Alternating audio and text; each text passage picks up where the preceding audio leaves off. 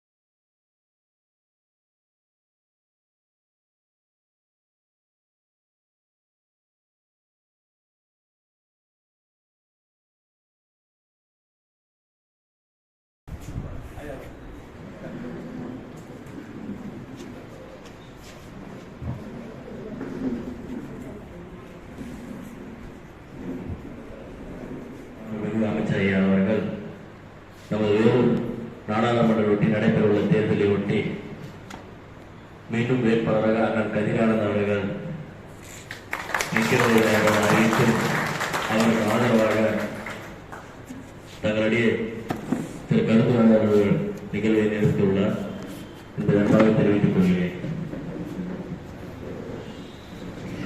மீண்டும் தேர்தல், மீண்டும் கரிமர்கள் ஓட்டு கேட்க வந்திருக்கிறார்.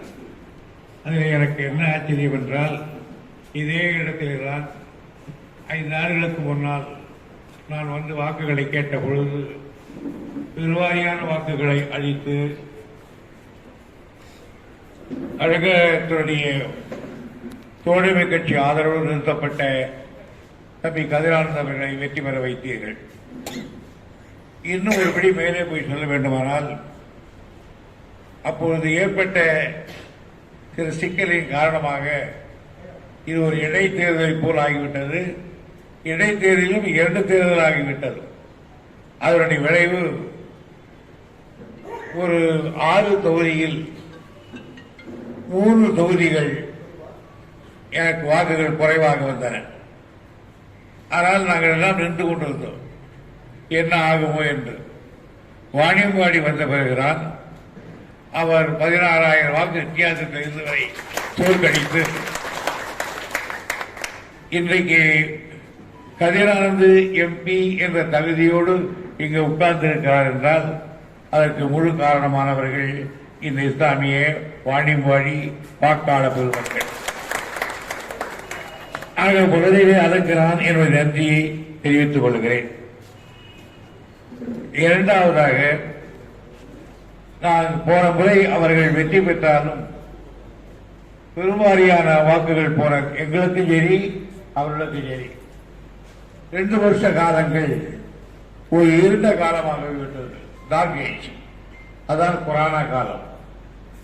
யாரும் செக்ரட்டரியேட்டுக்கே போவது கிடையாது, அவர்களுக்கு பார்லிமெண்ட் கூடியது கிடையாது.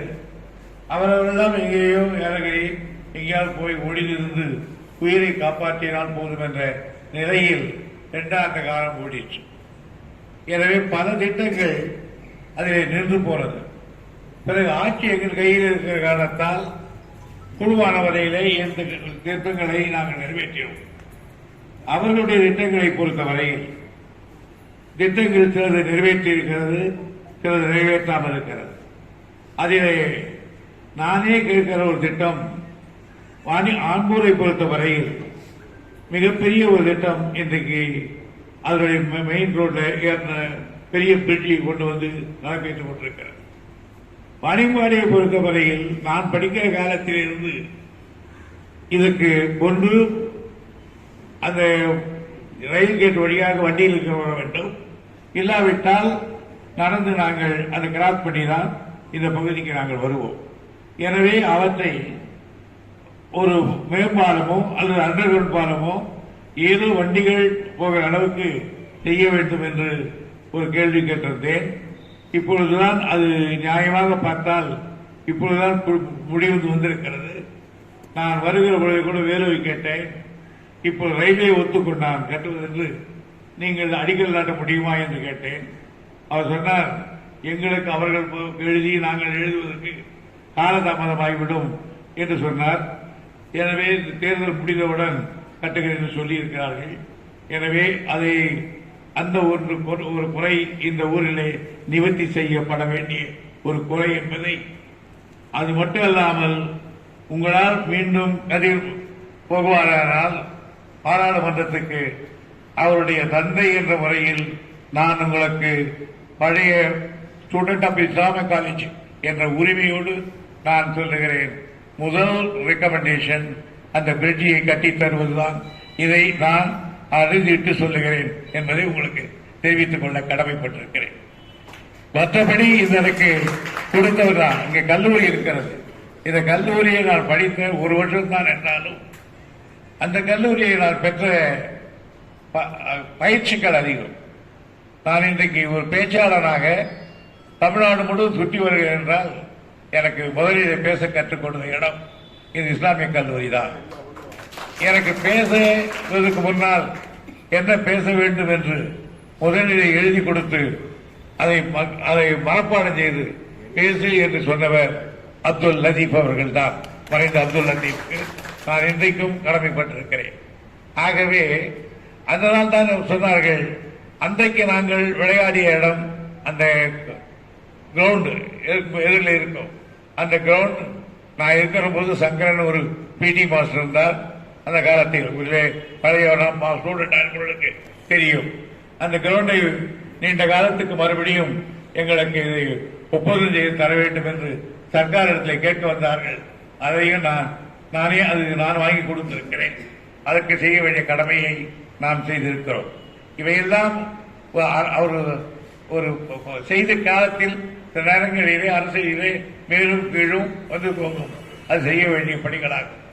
ஆனால் அதே போன்று இன்னொரு நான் ஏற்றிருக்கிறேன். அது எம்பிக்கு அவர்களுக்கு அல்ல, as a minister of irrigation நான் கொடுக்கிற வாக்குறுதி, காலத்தில் நிறைய மழை பெய்கிற பொழுது அது தென்பெண்ணை ஆற்றிலிருந்து நிறைய தண்ணீர்கள் வீணாகி கடலுக்கு போகிறது. அந்த தண்ணீரை ஒரு பகுதியை பாலாற்றுக்கு திருப்பி விட்டால் பாலாற்றிய தண்ணீர் 365 நாளும் ஓடக்கூடிய சூழ்நிலையை உருவாக்கும்.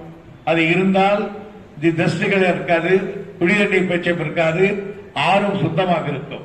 அதற்கு வேண்டிய நடவடிக்கைகளை நான் எடுத்துக்கொண்டிருக்கிறேன்.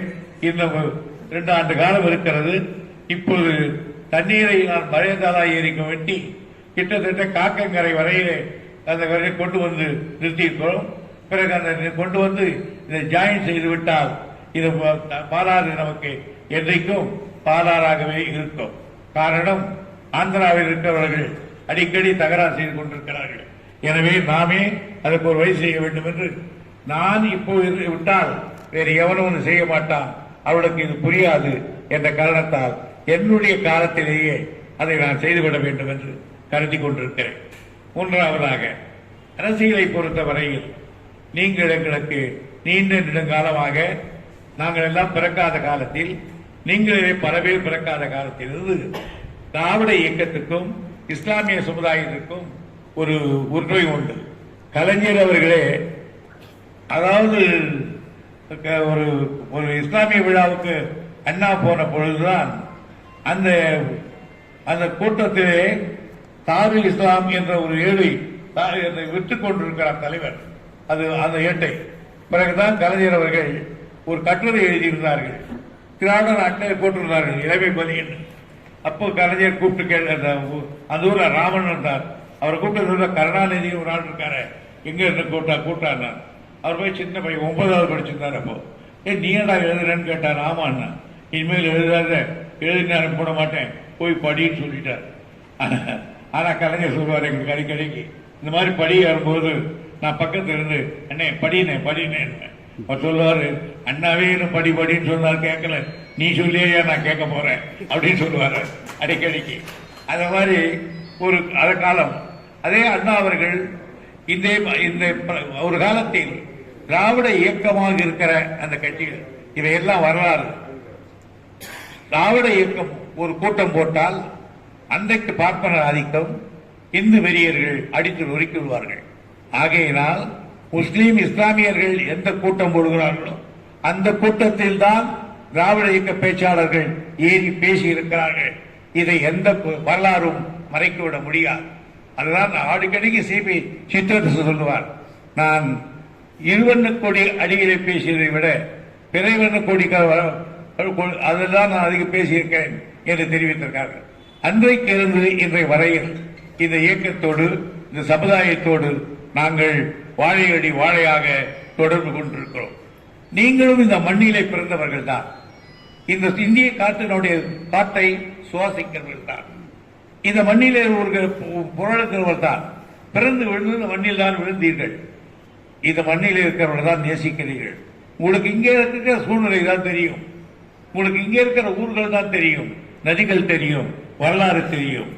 ஆனால் மதத்தால் நீங்கள் இஸ்லாமியர்கள், மதத்தால் வேறுபட இந்துக்கள், சைனியர்கள், புத்தர்கள் என்றிருக்கிறார்கள். எனவே மதத்துவம் வேறுபட்ட தவிர இந்தியர்கள் தான் இஸ்லாமியர்கள் என்பதை எந்த கொம்பனாலும் மறுத்துவிட முடியாது. வெள்ளைக்காரன் நாட்டை போட்டு போக வேண்டும் என்பதற்காக நடைபெற்ற போராட்டத்தில் இஸ்லாமியர்கள் போராடியதை அலி சகோதரர்கள் காலத்தில் இருந்து படித்தால் எவ்வளவு பெரிய இஸ்லாமியர்கள் இறந்திருக்கிறார்கள் என்று. அபுல் கலாம் ஆசாத் அவர்கள் ஒரு புத்தகம் எழுதியிருக்கிறார், இந்தியா வின்ஸ் ஃப்ரீடம் என்று. அந்த புத்தகத்தை எடுத்து படித்து பார்த்தால் இந்த சமுதாயம் எவ்வளவு தியாகம் செய்திருக்கிறது என்பது தெரியும். ஆனால் அதைத்தான் இந்த காகிதமில்லத் அவர்கள் சொன்னார்கள்.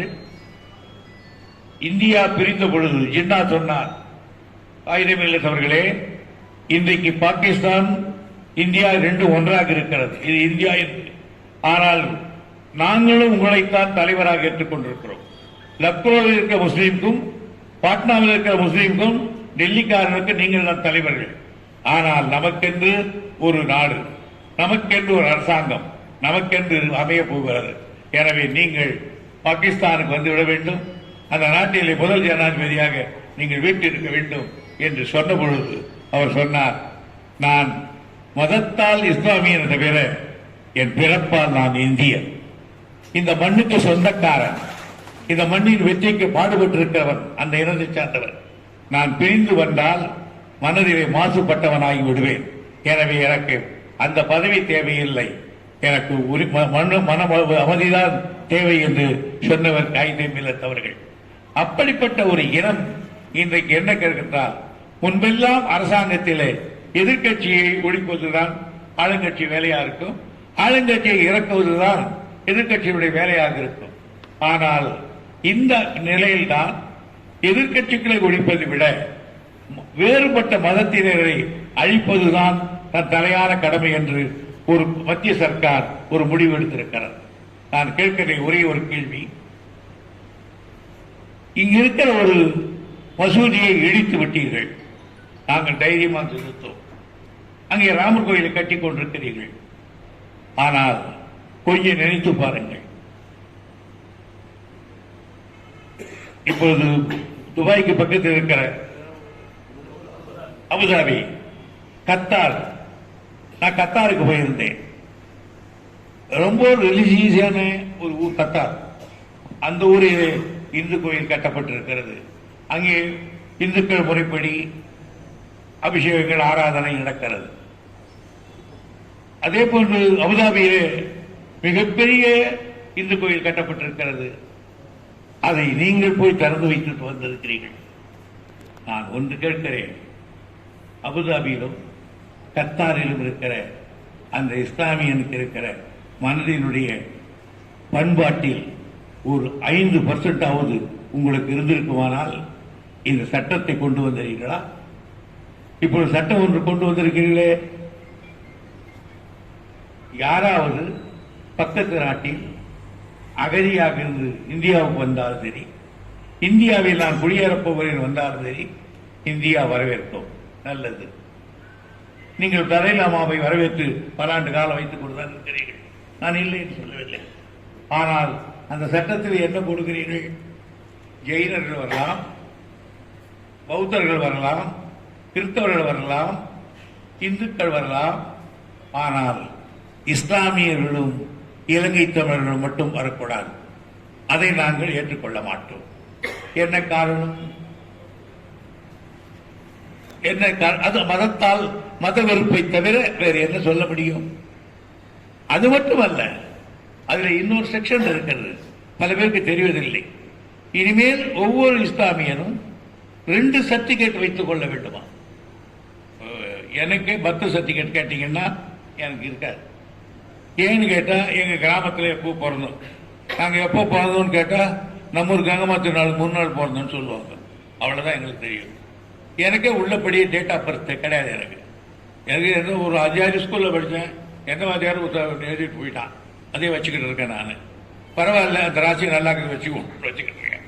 ஆனா அதனால 2 சர்டிபிகேட் வைக்கணும் என்ன பண்ணுவான்? நான் கேட்கிறேன், இங்க இருக்கிற காலேஜில் படிச்சுக்கணும்னா நான் 10 பேர் வச்சிருக்கலாம்.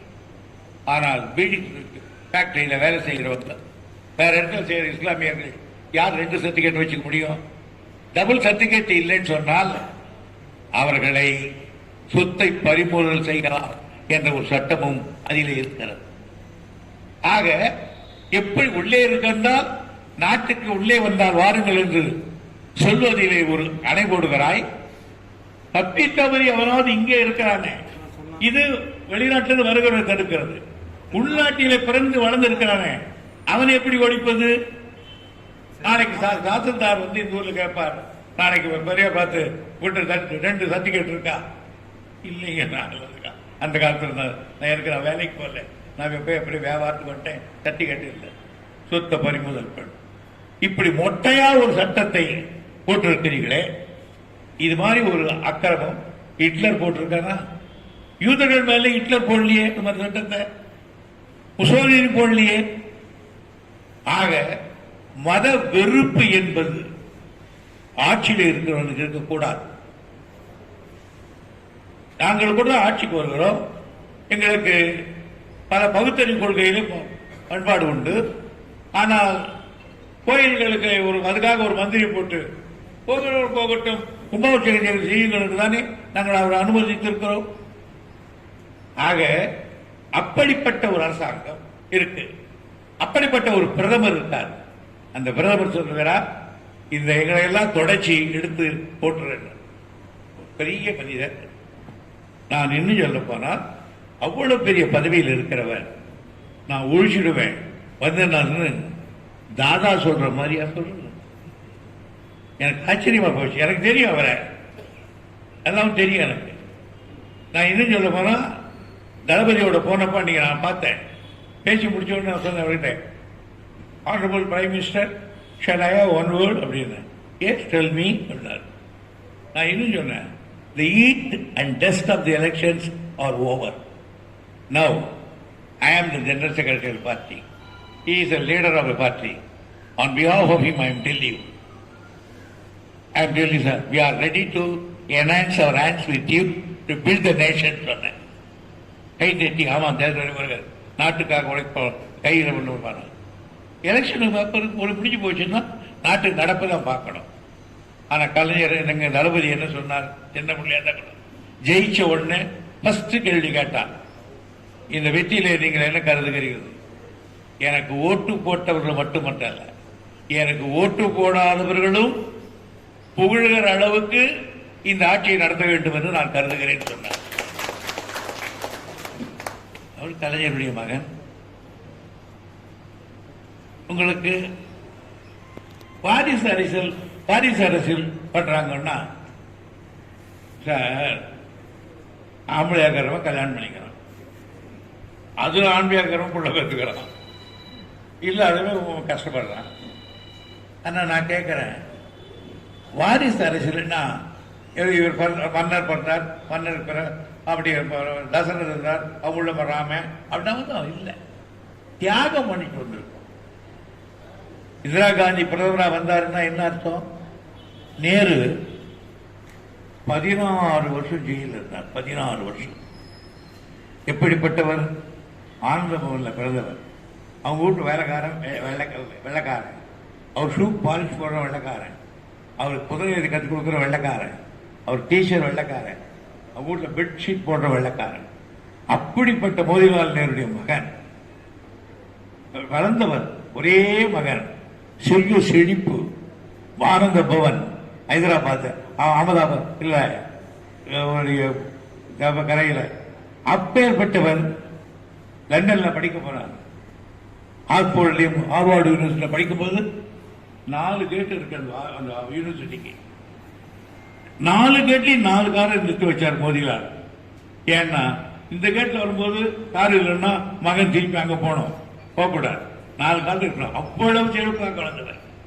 ஆனால் அவர், அவருடைய மனைவி, அவங்க அப்பா, அவங்க அம்மா, இந்திரா 5 பேரையும் ஒரே நேரத்தில் நைனிடால்ல சிறையில் வச்சிருந்தாங்க.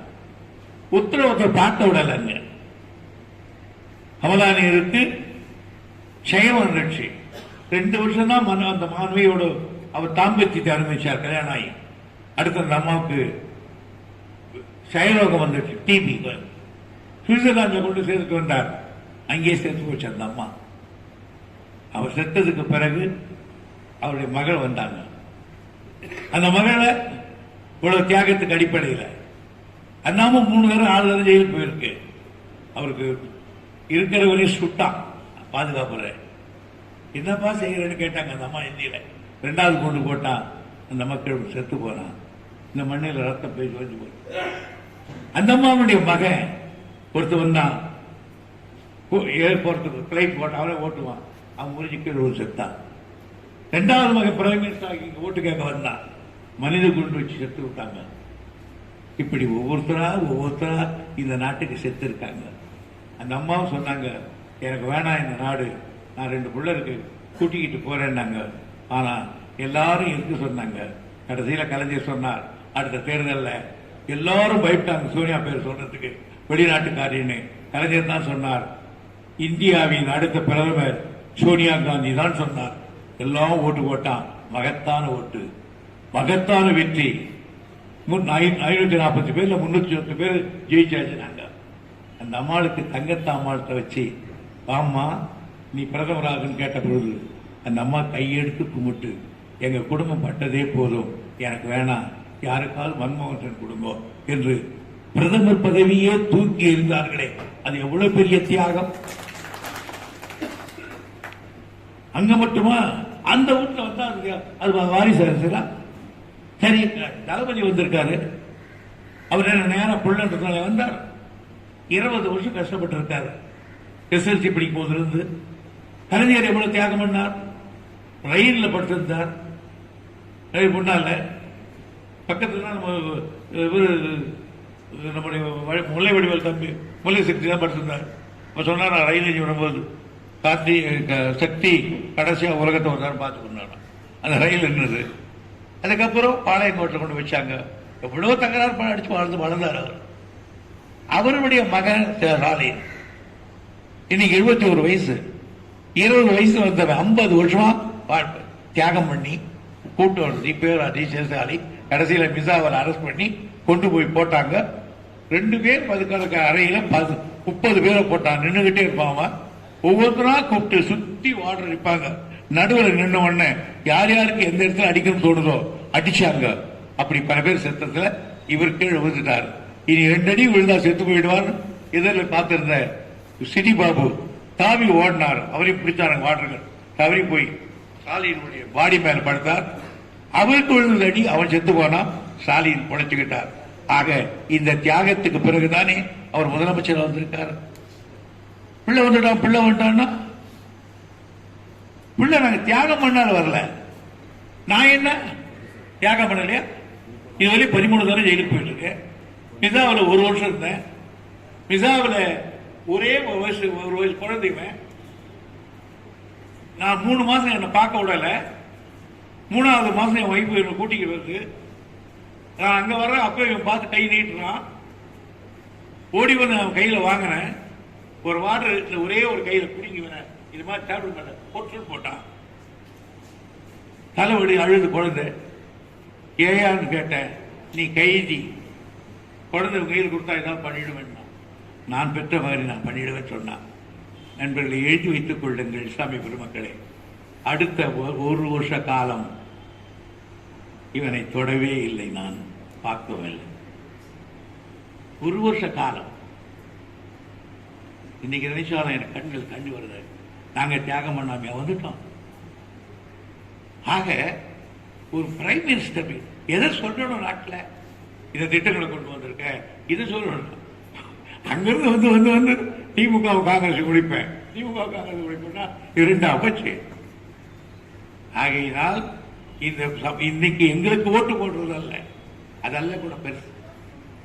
எத்தனையோ முறை நீங்கள் ஓட்டு போட்டிருக்கிறீர்கள், நாங்கள் வெற்றி பெற்றிருக்கிறோம். இஸ்லாமிய பெருமக்களுடைய ஆதரவு எங்களுக்கு இருக்கல்ல. ஆனால் இந்த முறை போடுகிற ஓட்டு இருக்கிறதே, இதுதான் சர்வாதிகாரத்தை முறிப்பதற்காக போடப்படுகிற ஓட்டு. மதச்சார்பற்ற ஒரு அரசாங்கம் ஆட்சி மத்தியில் அமைய வேண்டும் என்பதற்காக போடப்படுகிற ஓட்டு. இனி ஒரு தரம் பிஜேபி வந்தால் எழுதி கொடுத்துக் கொள்ளுங்கள். நான் இந்த சர்வ கலாசாலை எழுதி வைத்துக் கொள்ளுங்கள். நான் எழுதிவிட்டு போகிறேன். அதுக்கு மேல் சொல்ல விரும்பவில்லை. எதற்கும் உத்தரவாதம் இல்லை. உங்களுக்கு மட்டுமல்ல, எதிர்கட்சியா இருக்க எங்களுக்கும் உத்தரவாதம் இல்லை. ஆகையினால் இதை நீங்கள் உங்களுக்கு நான் பணிவன்போடு கேட்டுக் கொள்ளுகிறேன். கதிரானதுக்கு அல்ல இந்த போட்டு, ஜனநாயகத்தை காப்பதற்கு போடுகிற ஓட்டாக கருதுங்கள். நான் எல்லாம் அரசியலே 62 கிட்டத்தட்ட 70 ஆண்டு காலத்துக்கு மேல இருக்கிறேன். கலைஞர் சட்டசபையில 56 வருஷம் மந்திரியாவும் எம்எல்ஏவாக உட்கார்ந்தார். அதுக்கு அடுத்து அந்த 234 பேர் இருக்கிற சட்டசபையில் 53 ஆண்டு காலம் உட்கார்ந்து இருக்கிற நான் தான். தி மோஸ்ட் சீனியர் இந்த அசம்பிளி நான் தான். எங்க கட்சியில் நான் தான்.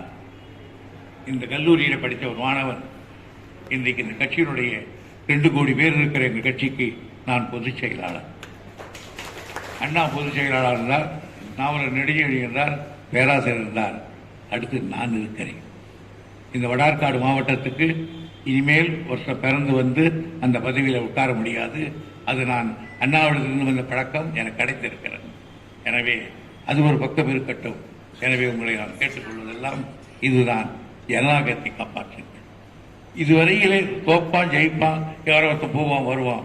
ஆனால் இந்த முறை நாம் தோத்தால் ஜனநாயகம் செத்து போய்விடும். இந்த முறை சேர்த்தால் மதம் வெறி ஆண்டோம் ஆடும். அதற்கு பிறகு ஒவ்வொரு வீட்லையும் தண்ணி 2 சர்டிபிகேட் கேட்பான். அந்த என்ன ஆக்ட் டிஏகே என்ஆர்சி 2 ஆக்ட் அது உள்ள இருக்குது. அது யாரும் படிக்கிறது கிடையாது. சர்டிபிகேட் கேட்கறத இது மட்டும்தான் இஸ்லாமிய வரக்கூடாதுன்ற மாதிரி பேசுறாங்க. அதுக்குள்ள இன்னொரு ஆக்ட் இருக்கு. அந்த ஆக்ட் தான் பயங்கரமானது, வெளியில் தெரியாது. ஆகவே தாசில்தார் வரி கேட்கிற மாதிரி உங்களை சர்டிபிகேட் பார்கள் என்பதை நான் சத்தியம் செய்து விட்டு போகிறேன். எழுதி வைத்துக் கொள்ளுங்கள். இந்த நாட்டை காப்பாற்ற வேண்டும். நீங்கள் எனக்கு தெரியும், ஓட்டு போடுவீர்கள். போன முறை நீங்கள் ஓட்டு போடுவதற்கு போகிற பொழுது, காலையில் எடுக்கிற பொழுது காஷ்மீர் இருந்தது. 12 மணிக்கெல்லாம் காஷ்மீரை கபலர் செய்து விட்டார்கள், கபலீகரம் செய்து விட்டார்கள். 22 வருஷங்கள் ஜெயிலில் இருந்தாரே ஷாசன் ஷேக் அப்துல்லா, அவருடைய ஒரு பெரிய மனிதர். நாங்கள் இதில் போய் சேர்ந்தோம், சட்டசபையில் கமிட்டியில் போயிருந்தோம். அப்போ சீஃப் மினிஸ்டர் எங்களெல்லாம் உட்கார வச்சு பேசி எங்களோட பேசினார். எனவே அவரோடு பேசுறத நான் அவர் கேட்டுக்கிட்டே வந்தார், நீ எந்த பார்ட்டி இந்த பார்ட்டி. அதில் தாழை கருணாநிதி தஞ்சாவூரில் இருப்பார். கருணாநிதி பார்ட்டி நேம் பண்ணார். அவர் கருணாநிதினார்.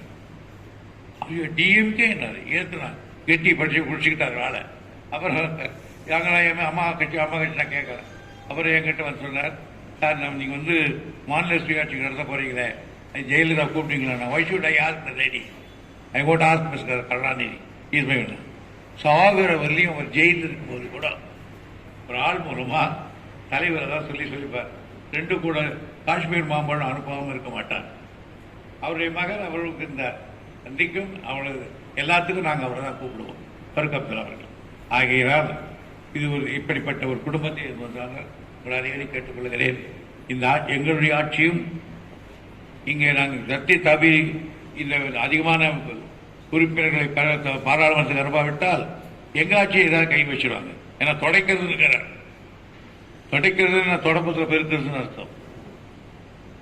Such a great man should not use such a silly word. இதுதான் என்னுடைய பணிவான வணக்கம். ஆக உங்களை எல்லாம் பணிபுரிகிறேன். நீங்கள் ஓட்டு போடுவீர்கள் எனக்கு தெரியும். ஆனால் போன முறை செய்ததை போல் உங்களுடைய வீடுகளில் இருக்கிற தாய்மார்களையும் சத்தியமாக கட்டாயமாக அவர்களை போட வையுங்கள். ஒரு நாள் வெயில் தான், கொஞ்சம் தாக்கு பிடியுங்கள். உயிரே போகிற பொழுது இந்த வெயில் உங்களுக்கு கோடை தென்றலாகத்தான் தெரியும். எனவே ஒரு ஓட்டு வீணானால் கூட அது வேறு விதத்துக்கு பதிவாகிவிடும். எனவே அருள் கூர்ந்து ஒரே ஓட்டில் ஜெயிச்சவங்கெல்லாம் இருக்காங்க. கம்யூனிஸ்ட் கட்சியில் ஒருத்தர் இருந்தார், நல்ல சிவசாமின்னு. ஓட்டு எண்ணாங்க மறுபடியும் ராம் பிரசாத் ராவ் ஹைகோர்ட்டில் இப்படி கொட்டிட்டு இப்படி போட்டார். இந்த பக்கம் காங்கிரஸ், இந்த பக்கம் வந்து அதுக்கு கரிவாள் போட்டு இருந்தார். எல்லாம் போட்டு சமமாகி போச்சு. ஒரு ஓட்டு மட்டும் கவுந்தன் இருக்கு. இந்த ஒரு ஓட்டு எந்த பக்கம் உள்ளதோ அவர் தான் எம்எல்ஏ ஆகும். அதை போட்டுக்கிட்டு அப்படியே ராம் பிரசாத் ராவ் அப்படி உட்காந்துட்டார். அதை எடுக்கிறதுக்கு வயது எவன் தலைவி ஆகும் சூட் தள்ளினார் வாய். அந்த கம்யூனிஸ்ட் எம்எல்ஏ போய் ஒரு வச்சு ஒரு ஓட்டில் ஜெயிச்சிருக்காங்க. ஆக வெற்றிக்கு வேண்டியது ஒரு ஓட்டு, வீரத்துக்கு வேண்டியது பல ஓட்டு. ஆகியனால் நீங்கள் தாய்மார்களோடு வந்து ஆதரிக்க வேண்டும். இந்த இடம் ராசியான இடம். இங்கேதான் முதலாக உள்ளே நான் வாக்குகளை கேட்டு அந்த இடத்துக்கு என்னை செய்து கொண்டு வந்திருக்கிறீர்கள். எனவே எனக்கு நீங்கள் வாக்குகளை சரியான இடத்தை உடைய வேண்டும். போன முறை எப்படி வாடி ஃபர்ஸ்ட் என்பது 6 months இருந்தோம், 6 தொகுதிகளில் எப்படி வந்ததோ அதே போல் இதற்கு நீங்கள் உதவ வேண்டும் என்று பணிவன்போடு கேட்டு உங்களிடம் நான் விடைபெறுகிறேன். நன்றி, வணக்கம்.